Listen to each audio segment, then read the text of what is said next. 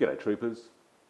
Today we are checking the timing and valve clearances on an XV750 Yamaha Virago. The tools you're going to need, I'll just list them on your screen so you can pause your screens or your computers and write it down if you need to, even though they're pretty common tools.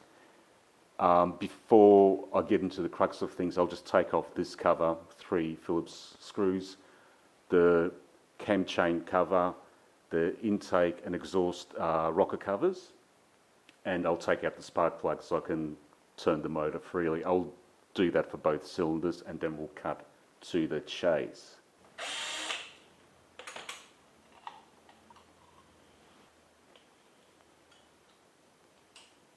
I found out Virago actually means an angry woman, which is a word I would never use on my wife, but you could probably use it on a motorcycle, I guess. Notice that the intake cover's got these grooves. Mind you, these holes here are on the other side on the exhaust cover, so you can't stuff it up, you can't change them over. The exhaust rocker cover, no grooves.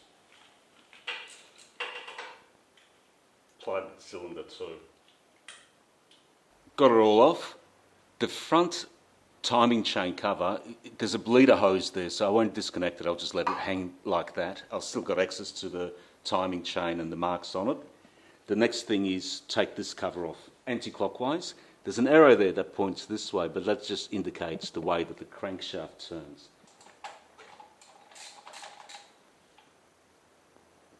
O-ring there. The way this works is that for every 2 revolutions of the crank shaft, you get 1 revolution of the cam chain, or the sprocket on the cam chain. To check your timing, what you're looking for is your little punch hole mark here. It's got to line up with this little thingy here. You're looking for a T mark on your flywheel. So I'll just show you, look. There's your T, top dead centre. No, your punch mark's on the bottom. So you actually have to turn your flywheel another 360 degrees and then I should line up. Let's have a look.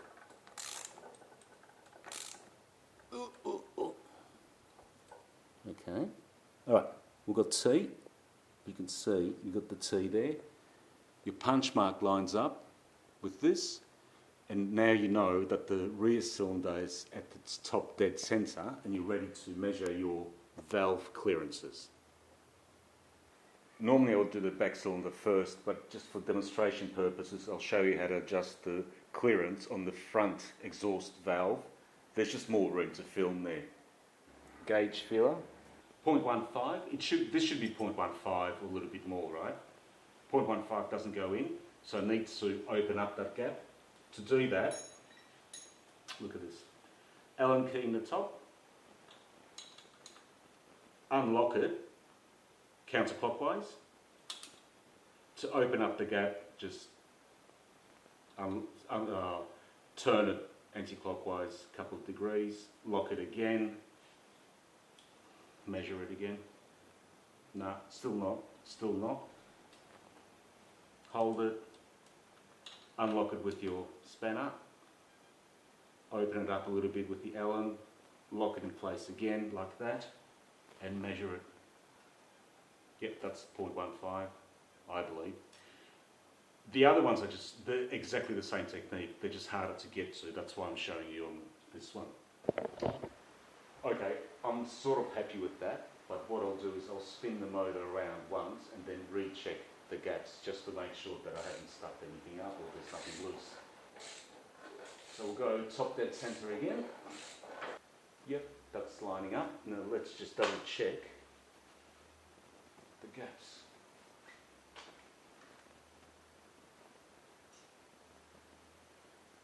.15. There's me 0.1, mate. Alright. 0.1 for the front, check it. Looks alright to me. Now we'll do cylinder number 2, the front cylinder. But to do that, you've got to make sure that your front cylinder is at top dead centre. So we spin the motor around until we hit an eye on the flywheel. There's your eye there.